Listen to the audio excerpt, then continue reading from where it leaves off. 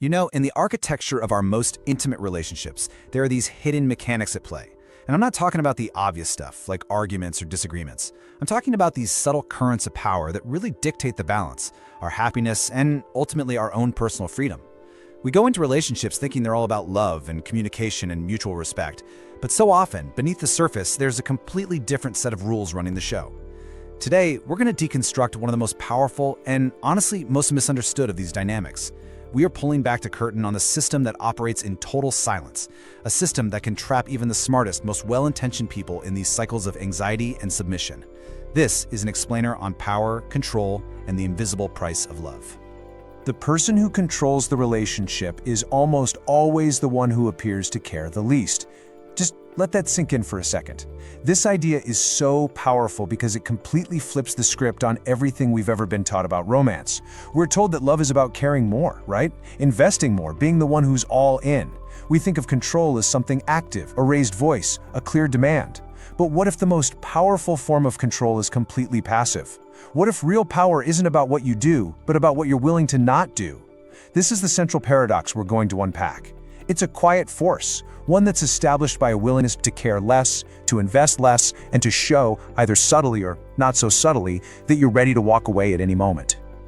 So, that leads us right to the core question of this whole analysis. How is this control silently negotiated? I mean, if it's not happening in shouting matches or with obvious demands, where does this transaction actually take place?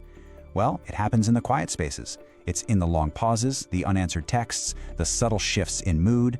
It's a negotiation that's all about fear, dependency, and perceived value, and it all happens just beneath the surface of everyday life. Our goal here today is to make the invisible visible. We are going to map out the mechanics of this hidden power structure, not just so you can spot it, but to give you the tools to understand it, and most importantly, to navigate it effectively in your own life. All right, let's look at the roadmap for today. We're going to move through 6 key stages to really deconstruct this whole system.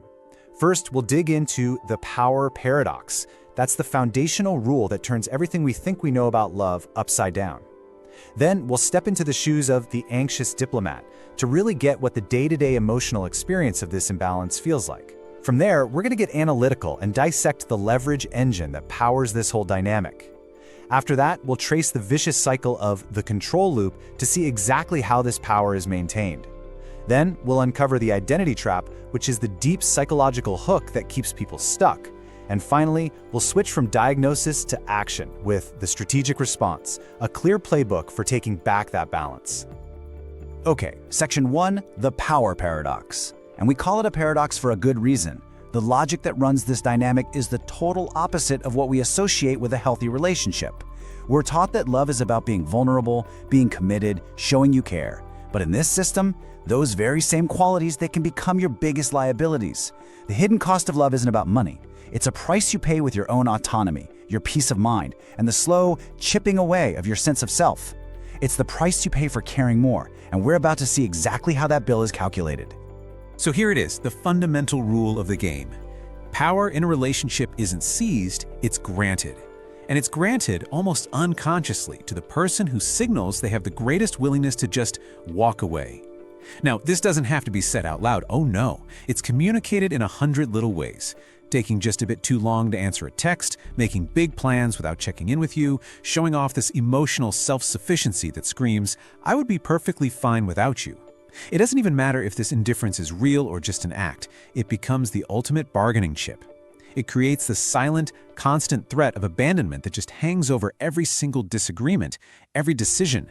The question, what will they do if I say no, becomes this constant anxious calculation in your head. And just like that, this one variable weaponizes the very foundation of the relationship itself, whether or not it continues. Now that we've laid out the framework, let's bring this down to earth. Section 2, the anxious diplomat. This is where we stop talking theory and start talking reality. What does it actually feel like to be on the receiving end of that power imbalance, day in and day out? The person in this position often ends up becoming a kind of diplomat in their own home, constantly negotiating for peace, for stability. This is the lived experience, the exhausting, draining, emotional reality of the imbalance. So this is what we call the anxious ecosystem. It's this self-sustaining bubble of anxiety, and it's built from all these interlocking pieces. First up, you have chronic uncertainty and helplessness. You just never feel truly secure. It's like the ground beneath your feet is always shifting, and that creates this deep sense of helplessness because you feel like you have no control over the emotional weather in your own life. This leads directly to the next point: constant relational diplomacy. You basically become a full-time ambassador to your own partner. You're constantly monitoring their mood, choosing your words like a hostage negotiator, trying to head off any potential conflict before it even starts. This is the literal definition of walking on eggshells. Every single step is cautious, calculated to not make a sound that might set them off. And that evolves into the exhausting, full-time job of managing the controller's mood. Their happiness is now your responsibility. Their bad day at work is now your crisis to solve. And over time, this constant monitoring leads to decision paralysis. You become terrified to make even the smallest choices. What's for dinner? Who to see this weekend? Because any choice could be the wrong one, and the wrong one leads to punishment. And the final, and honestly the most devastating cost of living in this ecosystem, a total erosion of personal identity. Your own needs, your desires, your opinions, they get suppressed so consistently that you literally start to forget what they even are. Your sense of self stops being about who you are and starts being about how successful you are at keeping the peace. So, we felt the emotional reality of being that anxious diplomat. Now, let's pop the hood and take a look at the engine that's making all that racket. Section 3, the leverage engine. This is where we shift from feelings to physics. How does this system actually work? What's the core mechanism that's driving this whole imbalance? We're moving away from the lived experience and into a cold, hard, strategic analysis of the machine itself. The entire system runs on one kind of fuel, and one kind only: dependency asymmetry. This right here is the leverage point. Think of it like a seesaw. If two people on it weigh the same, it's perfectly balanced. But if one person is significantly more emotionally invested, more emotionally dependent on that relationship for their self-worth and their happiness, the seesaw tips hard. That imbalance is dependency asymmetry. And it's not just some small difference in feelings. It is the primary source of all leverage, the fuel for the entire power dynamic. The bigger that gap in dependency, the more power the less dependent partner has, simply because their happiness isn't so tied to the outcome. And this slide lays it out perfectly, the two opposing sides created by this asymmetry. On one side, you have the high dependency partner. Their whole world is governed by a deep fear of relational loss. Their self-worth is so tangled up in the success of the relationship that they're constantly looking to their partner for approval, for validation, and to get it, they overinvest everything: their time, their energy, their emotions. They're always trying to earn their spot. Now look at the other side. The low dependency partner is operating from a position of pure strength. Their willingness to leave is their superpower. They tend to self-validate. Their sense of self just isn't riding on the relationship's survival.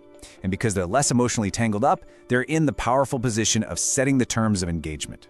It creates this fundamental dynamic where one person is always asking and the other is always granting.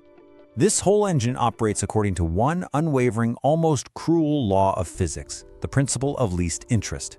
And this isn't just some casual observation, it's a well-established sociological principle. It states plainly and brutally that the power in any relationship lies with the person who has less interest in continuing it. It's a harsh calculus that turns everything we think we know on its head. Your deep interest, your genuine care, your emotional investment, the very things you believe make you a good partner, they become strategic liabilities in this framework. The moment one partner proves they are less afraid of the end, they inherit control of the terms. Period. Okay, so if dependency asymmetry is the engine supplying the power, how does the controller actually use that power? How does they pull the levers? Well, that brings us to section 4, the control loop. This isn't about passive advantage anymore. This is about active tactics. We're now looking at the specific, repeatable process that the controller uses to maintain and even deepen that power imbalance over time. This is their playbook. The primary tactic in this playbook is something called cost imposition, and it is a very specific and very effective form of punishment. It works like this. Whenever the compliant partner tries to assert a need or express a different opinion, or even just set a simple boundary, the controller responds by imposing a severe emotional cost. For instance, you might say, "Hey, I really need a night to myself to recharge." The cost for that might be the silent treatment for the next 24 hours. Or maybe you say, "I'm not comfortable with you speaking to me that way." The cost could be an explosion of anger that turns a minor issue into a major 3-day war. The goal is brutally simple: to make your autonomy, your very sense of self, emotionally expensive. The controller's message is crystal clear. Standing up for yourself is going to cost you the peace and connection you desperately want. So, is it really worth it? And this tactic doesn't just happen randomly. It unfolds in a predictable, vicious cycle we call the reinforcement loop. Let's walk through it. Step 1. You set a boundary. You, the compliant partner, assert a perfectly reasonable need. Something like, I need some time to myself tonight. Step 2. They impose a cost. The controller immediately hits you with punishment. They get cold, withdrawn, all the warmth just evaporates from the room. Step 3. You submit. Now this is the crucial moment. The emotional price of their coldness becomes too high to pay. The anxiety is unbearable. You can't stand the tension. So, you give in. You abandon your own boundary just to get things back to normal. You say, you know what, never mind, let's just watch that movie you wanted to. And here's the most critical part, step 4. Their power is reinforced. Your submission doesn't just end the conflict, it reinforces the controller's power. You have just demonstrated to them, with your actions, that their tactic works. You've confirmed that if they make you uncomfortable enough, you will always fold. This is the moment the trap slams shut. Submission becomes your only path to temporary peace, and their control becomes absolute. Now you're probably asking, if this loop is so painful, why on earth is it so hard to break?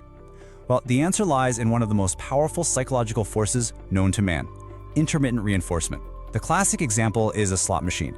It doesn't pay out every single time, right? It pays out just often enough and at totally random intervals to keep you glued to that chair, pulling the lever. That unpredictability is exactly what makes it so addictive. In this kind of relationship, the controller is the slot machine. They don't punish you constantly, they sprinkle in rewards. A moment of affection, a day of calm, a sweet compliment out of the blue.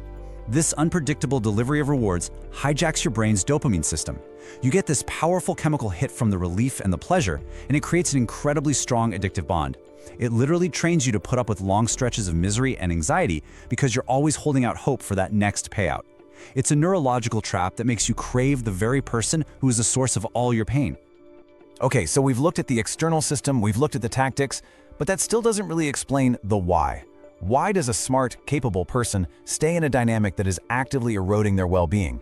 To understand that, we have to go deeper into the internal psychology of submission. This is the final piece of the puzzle. Section 5, the identity trap. This trap isn't just about the fear of being alone. It taps into a much deeper fear, the fear of who you might become. This is the identity threat. The compliant partner is often terrified of being labeled as needy or demanding or difficult. Their entire self-concept might be built on being a good, low-maintenance partner. Their inner voice is always saying, I'm not the kind of person who makes waves, I'm easygoing.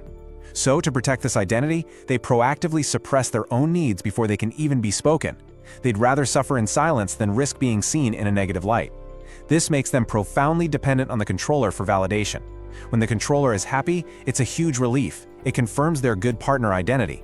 But when the controller is unhappy, it triggers an existential crisis, forcing them to submit, not just to keep the peace, but to restore their own sense of who they are. We have now taken this problem apart from every single angle. The paradox, the feeling, the engine, the tactics, and the deep psychology. So now let's turn to the solution. Section 6, the strategic response. And this isn't about having a heart-to-heart. This is about reclaiming your leverage through deliberate strategic action. The first step in any strategy is recognizing you're in the fight. So what's the number one signal that you're caught in this dynamic? It's almost never a big, dramatic blow-up. It's something much quieter, a constant, low-grade anxiety. It's that background hum of tension that just never really goes away. It's the feeling in your stomach when you hear their keys in the door, and you're instantly wondering what mood they're in tonight. It's the sheer exhaustion that comes from the endless, invisible job of managing another person's emotional state. If you realize your main job in the relationship is to keep them happy and avoid their disapproval, that is the signal, that is your red flag that a serious power imbalance is at play. Once you see the signal, the response isn't emotional, it's tactical. You need to implement what we call the Strategic Disinvestment Protocol. This is a very precise 4-step procedure. Step 1, refuse to chase. This is the most critical non-negotiable step. When they impose a cost, when they go silent or get angry, you do not chase. No pleading, no what's wrong, no apologizing just to fix it. You cut off the supply of attention that they expect and crave. Step 2, state a clear boundary. You calmly and firmly state your boundary as a fact, not as a request. I am going to spend time with my friends tonight, not, hey, is it okay if I? Step 3, withdraw attention. You then pull your focus away from their reaction and put it back onto your own life. You let them sit with the consequences of their own behavior. You are no longer responsible for managing their mood. And finally, and this is crucial, step 4, re-anchor. You must actively re-anchor your sense of validation and self-worth in sources outside of them. Reinvest time and energy into your career, your friendships, your hobbies, anything that builds a sense of self that they cannot touch. This protocol surgically cuts away at the dependency asymmetry that gives them all their power in the first place. This slide shows you the required mindset shift in the starkest terms possible. Think of it as before and after. The old reactive behavior is there on the left, chasing and pleading, apologizing for even having your own needs. It's that old cycle of submitting just to keep a fake, fragile peace. The new, strategic action on the right is a complete 180. Instead of chasing, you observe and you wait. You become the calm center. Instead of apologizing for your needs, you hold that boundary firm without any guilt. And most importantly, instead of pouring all your energy into keeping their peace, you reinvest that energy back into yourself, building a life that doesn't need their approval to be valid. This is the exact moment control shifts, the moment you stop playing their game by their rules. And let's be absolutely crystal clear about the objective here. This is not about revenge. This is not about flipping the dynamic so that you can be the one in control. That would just be perpetuating a toxic system with a new person in the driver's seat. The goal of this strategic response is not to win, but to balance. It's about restoring equitable leverage. It's about creating a dynamic where both partners feel secure, where needs can be expressed without fear of punishment, and where neither person is holding the threat of leaving over the other's head. It's about transforming an unbalanced power structure into a genuine partnership, or discovering that a genuine partnership just isn't possible. Here it is, the core strategic insight that this entire explainer has been building towards. For the entire time you've been in this dynamic, the fear of loss has been used as a weapon against you.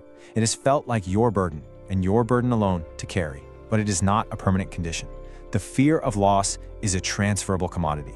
The moment you refuse to carry that fear anymore, by re-anchoring your self-worth and demonstrating your own willingness to walk away from a dynamic that costs you your identity, you effectively hand that fear right back to its owner. You force them to confront the possibility of loss for the very first time, because the entire system, the entire game, only works as long as you are the only one who is afraid. And so we end here with the final calculation. This entire dynamic is built on one core belief: your belief that the price of leaving is higher than the cost of staying. The controller's power depends entirely on you accepting that math. But the moment you truly reevaluate that cost, the moment you actually quantify the price of the constant anxiety, of the decision paralysis, of the slow-motion erosion of your own identity, the equation changes. The moment you realize the price of staying is far, far too high, the entire structure of control just collapses.